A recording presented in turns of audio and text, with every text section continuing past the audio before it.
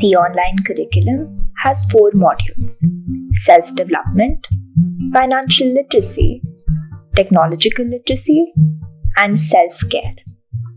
The first module is called self-development. The self-development module prepares you to understand the world we live in and explore how you fit into it. It equips you with skills and knowledge that will help you tackle higher education and jobs.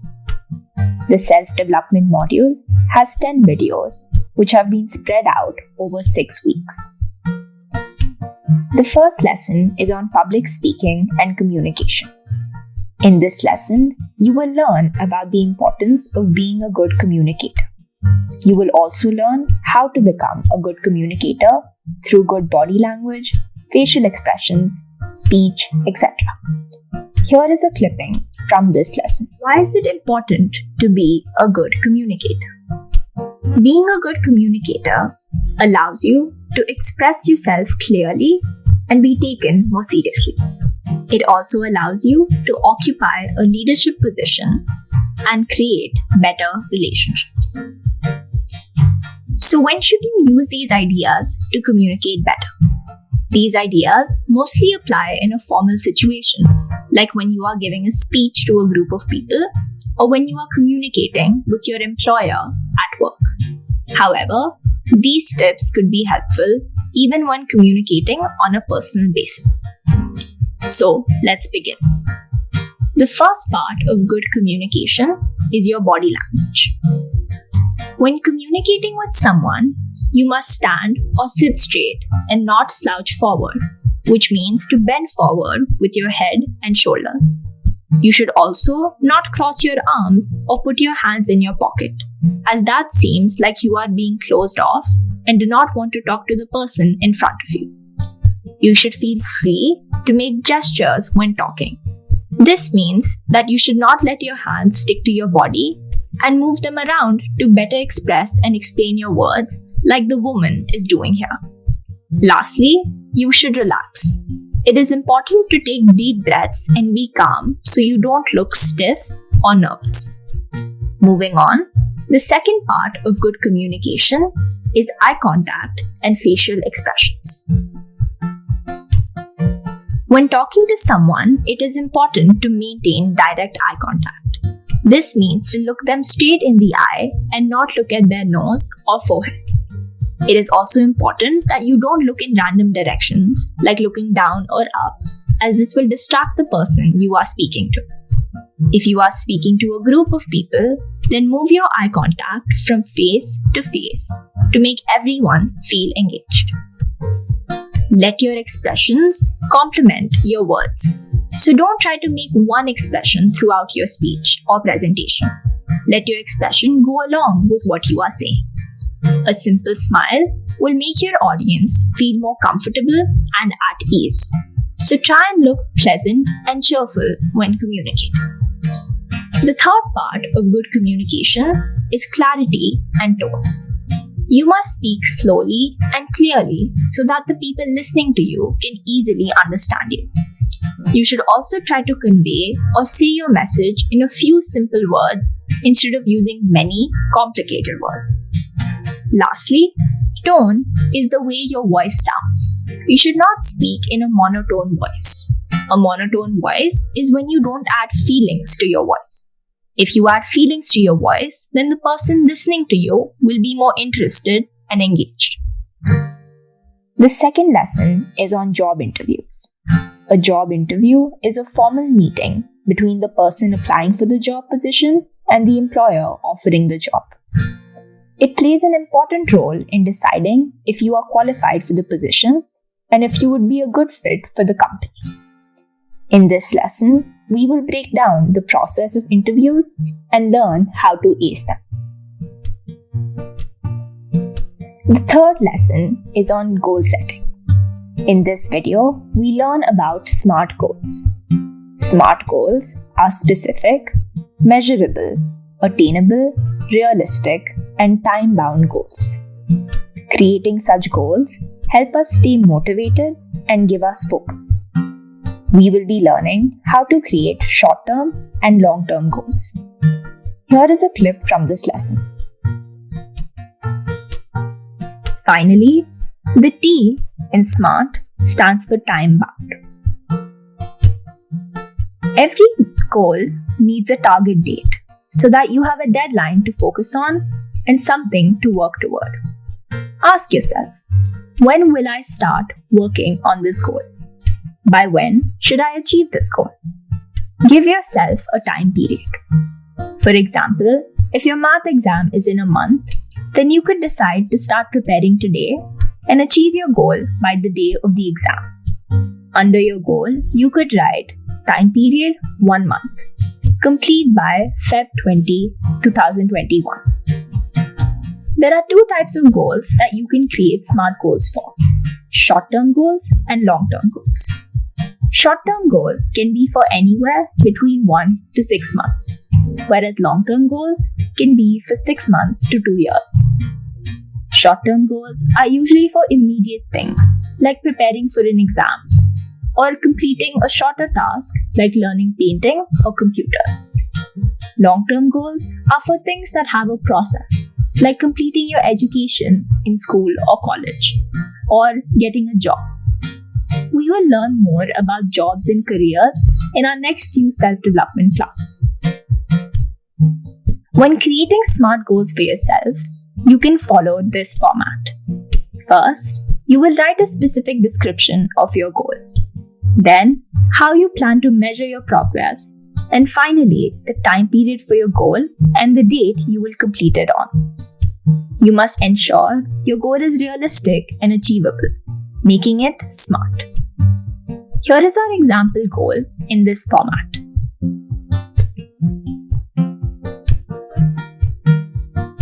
It is a good idea to write your SMART goals down on a piece of paper and stick it up in a place where you will see it every day. You can also create a schedule for yourself. A schedule is a plan that tells you which task to do on which day. For example, you can say you will study for your math exam every day from 4 p.m. to 6 p.m. Such a plan will help you effectively achieve your goal. The next 7 videos are on career counseling. They teach you about the jobs and careers you can pursue after studying courses like MEC, CEC, MPC, and BIPC. They also talk about general careers you can pursue that are not related to any intermediate group. Finally, they tell you which vocational training or computer programs you can attend to get a job in a variety of fields. Here is a clipping from the computer training course video. Let's learn about what skills are required for various careers and the computer courses you can learn these skills from. Front desk receptionists are responsible for receiving visitors at the front desk by greeting and directing them appropriately.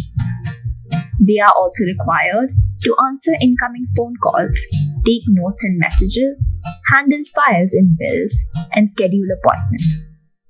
Receptionists should have good communication and English speaking skills. They should be familiar with office machines like printers. Receptionists must have excellent knowledge of MS Office, especially Microsoft Excel and Microsoft Word. To learn this, students can enroll in the Computer Fundamentals M-Office Internet course. This course is a short-term vocational certificate course and it lasts for 6 months. The salary for a front desk receptionist is 12,000 to 15,000 rupees per month. Customer care executives are the customer's first point of contact for complaints, questions, requests, feedback, or any other needs. These professionals are responsible for managing relationships between the client and the company. Customer care executives should have good communication and English speaking skills so they can follow the scripts when handling different topics. They are also required to keep records of all conversations in the call center database in an understandable manner. To become a customer care executive, you need to have knowledge of customer relationship management or CRM systems. To learn this, you can take a course for 2 to 3 months. They should also have basic computer skills like knowing how to use email communication and Microsoft Office. To learn this, students can enroll in the Computer Fundamentals M-Office Internet course for 6 months. The salary for a customer care executive is 13,000 to 20,000 rupees per month. All the self-development videos can be found in pink on the Project V website. Visit projectv.info for more information. The second module is called Financial Literacy. The Financial Literacy module creates awareness about some very important financial concepts. Learning these concepts will empower you and help you become independent and self-sufficient. The Financial Literacy module has 4 videos which have been spread out over the first 4 weeks. The first lesson is on how to create a bank account. Having a bank account can be a great tool for managing your personal finances and helping you save. In this lesson, we learn the step-by-step process to creating such an account. The second lesson is on interests and installments. In this video, we learn about the difference between simple and compound interest and which one is better to use when. We also learn about easy monthly installments or EMI and how you can make big purchases easily using these. Here is a clip from this lesson. Let's move on to learning about installments. So let's say you are buying a scooter worth 20,000 rupees. You can pay the seller in 2 ways. Either you can pay the entire amount in one go, so you pay 20,000 rupees and take the scooter. But if you don't have enough money at the time of purchase, then the other option is that you pay some down payment and give the remaining amount in the form of equal installments at regular intervals. The third lesson is on how to use an ATM machine. This video takes you through the process of how to activate your ATM card and how to use an ATM machine for various purposes. Here is a clip from this video lesson. ATM stands for Automated Teller Machine. You can make use of an ATM through your ATM card. If it's your first time at an ATM, then you must activate your ATM card. The final video in this module is on how to budget. You learn about the importance of saving money and the various ways in which you can practice saving and budgeting. All the financial literacy videos can be found in green on the Project V website. Visit projectv.info for more information. The third module is called Technological Literacy. The Technological Literacy module teaches you how to effectively use a smartphone and utilize all its features. Being technologically smart is very important in today's day and age, and this module equips you to become just that. The Technological Literacy module has 5 videos, which have been spread out over the first 5 weeks. In the first lesson, we will learn how to use Google and YouTube for multiple purposes. We will understand the use of different websites, Google Maps, Google Images, and even Google Books. We will also learn how to use these apps in different languages. The second lesson teaches you how to create a Gmail account. It will also help you learn how to phrase and send emails. Nowadays, having a Gmail account can be very helpful to share and receive information and messages. Having a Gmail account will also help you easily create accounts for any other websites. The third lesson teaches you about many apps that you can download on your phone that can help you in various ways. We learn about Google Calendar to organize and create schedules for ourselves, Google Lens to research, translate, and buy things, Dictionary to learn new words, And finally, the Raksha app to make sure you're always safe. The fourth lesson teaches you how to create a resume. A resume is a document that talks about your education, experiences, and accomplishments. If you want to apply for a job, you have to give them your resume. In this video, we learn how to use Microsoft Word to create a resume.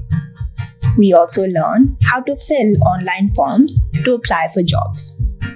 Here is a clip from this lesson.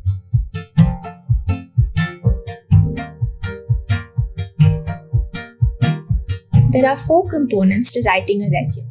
The first one is your name and contact information. So let's first type down our name.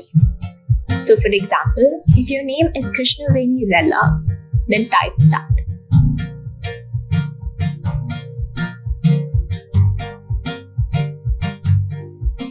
Since our name will be at the top of the resume, it is important that it stands out. A simple way to make it stand out is by bolding it and changing the font size. So you long press and drag the cursor across the cover to cover the whole name. Then you click on this arrow and scroll up and change the font number to a bigger font. So let's say 14. And you can also make it bold by clicking B. Some other things you can do is make it slant by clicking I or underlining it by clicking U. We won't be doing that today. You can also change the font if you want. Then click on this button to go to the next line. Since we only want that part to stand out, let's change our font size back to 12 and unbold our letters by clicking the B again. Now, you need to type your address. I live in Supriya Estates, so I will type that.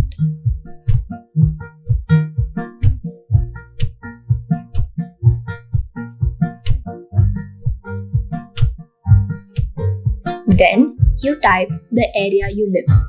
So for example, Raidurg. Then, you type your area code. So I could say 500032. Then you click this button to go to the next line. Next, you type in your phone number.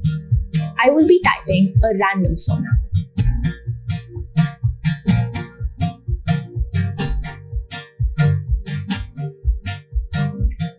Finally, you go to the next line and type your email address. We learned to create email addresses in our second class.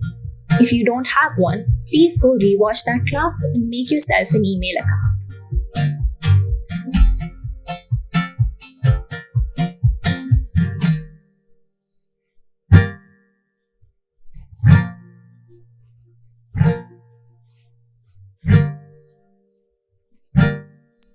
This is the first part of your resume.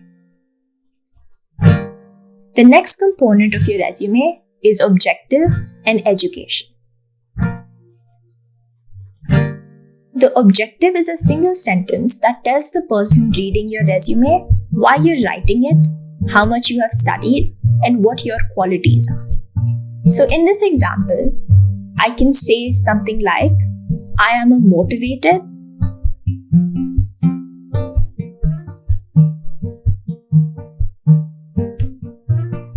and hardworking junior college graduate aspiring to work in a supermarket or seeking an opportunity to work in a supermarket. By saying you are motivated and hardworking, you are highlighting your qualities. By saying junior graduate level, you are telling them how much you have studied. And by saying supermarket job, you are telling them why you are writing this resume. Now we move on to the education section. Because we are starting a whole new section, we want to make the word education stand out.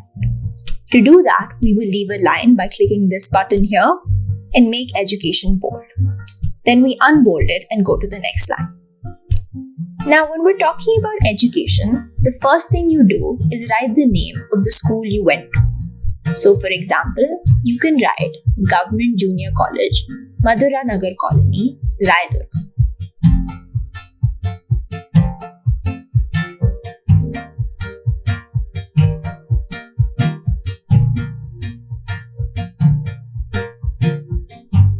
After you've done that, you should type the grade and board you have completed.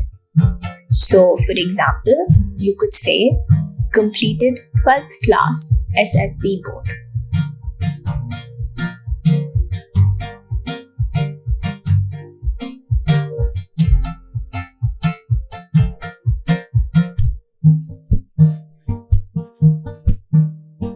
Then you write the date of your graduation.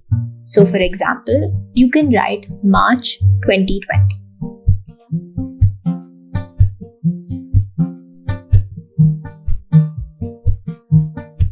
And then you write the course you have done. So, for example, you could say CEC course.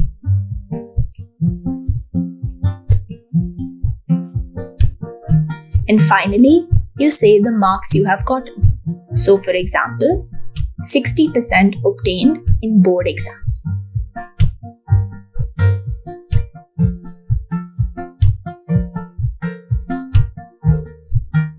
That is the objective and education section of a resume. The final lesson in this module talks about online courses. We learn what a good online course is, the websites you can find such courses on, and how to sign up and attend this course. The video suggests some good courses to sign up for, such as the free King's College London Basic English course. We also learn how to continue to learn in online classes by talking about online class etiquette. Here is a clip from this lesson, Online Class Etiquette, which means rules you should follow during online classes. So firstly, you should always have your camera on to respect your teacher and the time they are taking out of their day to teach you. You must also mute your mic until you are asked to speak to make sure you do not disturb the ongoing class. You should also log into class 2 to 5 minutes early to respect your teacher's time. Additionally, you should concentrate in class and remove any distractions from your environment.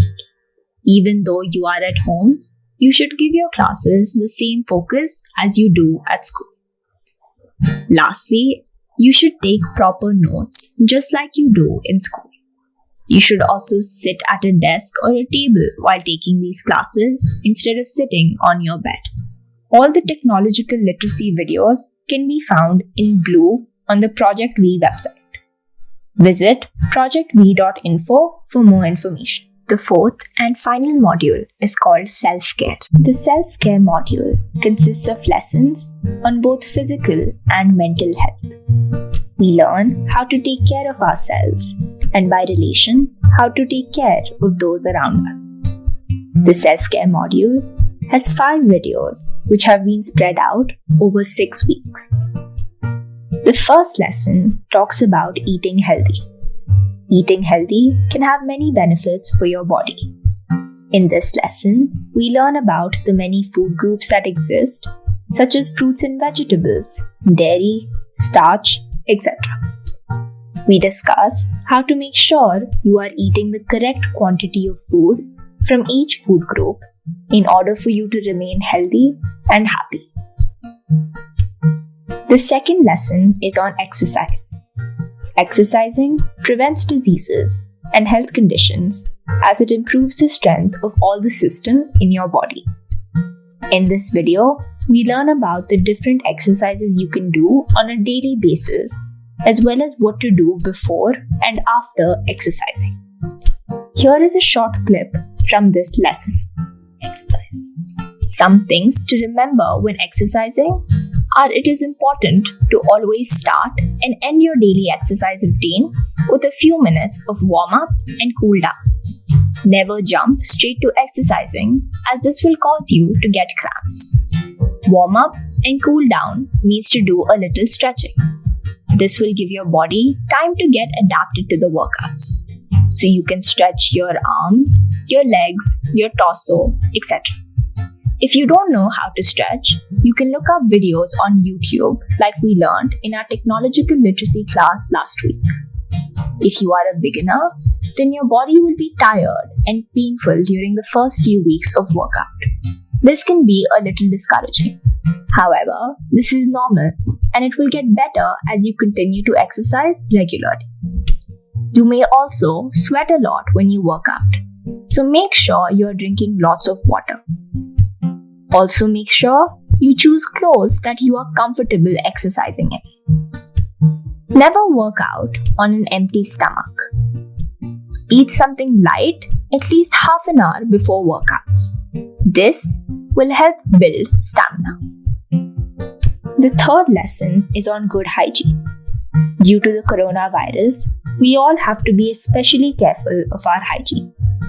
In order to do this, we must wash our hands, use hand sanitizer, practice social distancing, and cover our nose and mouth with a mask. The fourth lesson is on managing your stress and maintaining your mental health. We will discuss some ways to do this in this lesson. Here is a short clip to manage your stress. Everyone has stress. It is a normal part of life. You can feel stress in your body when you have too much to do or when you worry about something. But this stress can cause health problems like headaches or backaches and also affect your peace of mind and relationships. So, how do you manage your stress? If you are stressed about your work, then it could help to ask yourself what needs to be done, how much can you do, and in how much time. You can write all of this down in the form of a list. You can then make a plan about which task to do when, depending on how urgent each one is. To avoid work-related stress in the future, you can make such a list from the beginning and turn it into a schedule so you can finish all your work in an organized manner. The last lesson in the self-care module and the online curriculum is on breaks and hobbies. Taking a break can be very beneficial for you and your work, as it can help your well-being and productivity.